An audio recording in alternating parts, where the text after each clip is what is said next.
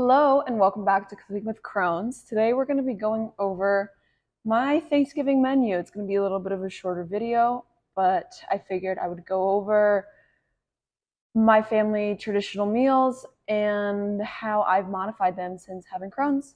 Let's get started.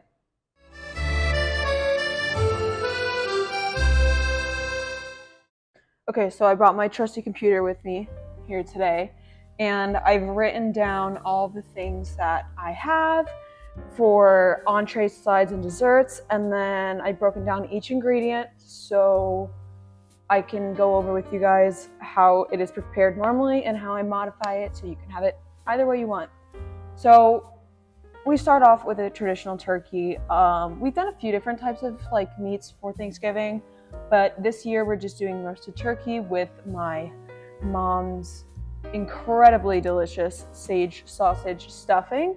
That's like our main entree. Sides include pancetta roasted Brussels sprouts, sweet potato casserole, which is my dish that I contribute, and more stuffing. I tell my mom to make excess amounts because that's like my leftovers all week after Thanksgiving. And then dessert, I also do dessert, and I will be doing a pumpkin pie this year. Okay, so I didn't put up an ingredient list for turkey just because, you know, you kind of cook turkey whatever way you want it. And my dad cooks it a different way every year, so I can't even give you a recipe because I never know what he's gonna do until I'm eating it. So I'm gonna start off with a recipe for the sage sausage stuffing that my mom has made since I was a kid. I absolutely adore it. It's delicious. And I have been able, luckily, to modify it to be able to eat it.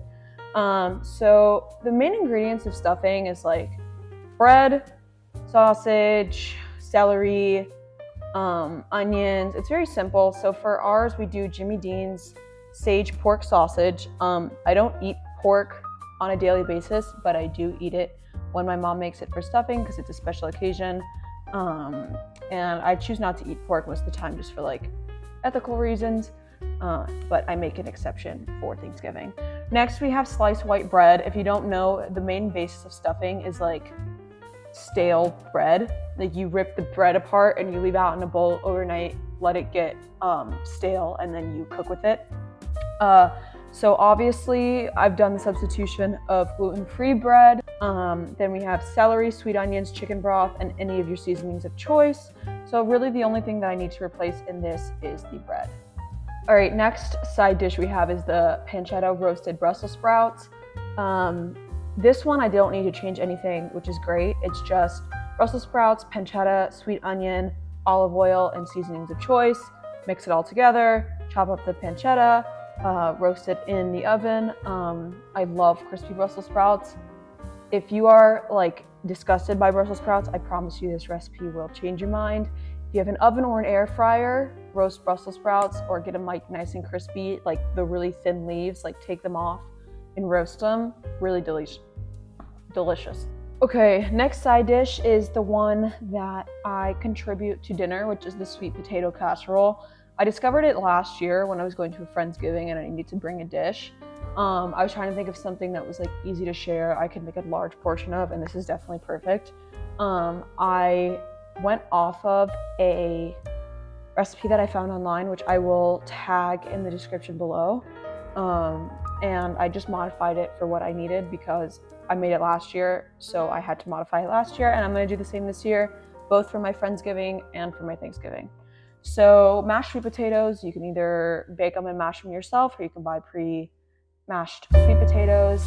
The recipe calls for milk, so I substitute for oat milk, brown sugar, vanilla extract, salt, eggs, all-purpose flour. I buy gluten-free all-purpose flour, which I went over in my gluten-free, dairy-free brands video. Butter, I do dairy-free butter. I buy the big tub of Earth Balance butter. They sell them in pretty much every grocery store. It's great, comes in a large portion, makes it really easy for baking. And pecans, which you use for the crust. It's so delicious. Basically, the basis of sweet potato casserole is, the base is just sweet potatoes. You mix it with spices, and then the top you make this really nice, almost kind of crumbled up pie crust with the pecans and brown sugar. Really good, really simple, and it's really easy to substitute this 3 ingredients that will make it dairy-free and gluten-free. Last but not least is dessert.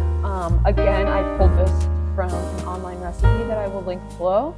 And again, it is not a recipe that was made for gluten-free and dairy-free purposes. It's a regular old recipe, and I decided to switch it out for what I needed. I am a lover of pumpkin pie, and I try to make pumpkin pie or some type of pie every Thanksgiving, but pumpkin's usually my favorite. Pie crust, you can either make your own at home, which you can find a recipe online for that, and if you want it to be gluten-free, there's tons out there. I found a gluten-free pie crust from Whole Foods that actually is really delicious and makes my life so much easier. It comes in a baking tin already. I'm going to find it and link it below so that you guys can see it too. So I'm just going to buy my pie crust this year because making pie crust can get real difficult and sometimes not be very delicious. So I'm just going to buy it from the people who know how to make it. Next is pumpkin puree, which is just pureed pumpkin in a can. You can buy it in a can at like any grocery store. Eggs, brown sugar, salt, cornstarch. Then the spices are ground cinnamon, ground ginger, ground nutmeg, ground cloves, and those are all of the spices that are mixed into the pie. And then the only 2 things dairy-wise that you need to substitute in this recipe is heavy cream and milk. Silk, which is the company that makes the almond milk, sells a really good dairy-free heavy cream. Again, you can find it at most grocery stores. And for milk, like I did in the other recipes, I tend to use oat milk for baking because it's thicker than the others. So I'll just substitute the milk in the recipe for the oat milk. Okay, so those are my Thanksgiving meal plans, my entree, sides, and dessert dishes, all modified to be gluten-free and dairy-free, or if you want to make them regular, totally up to you.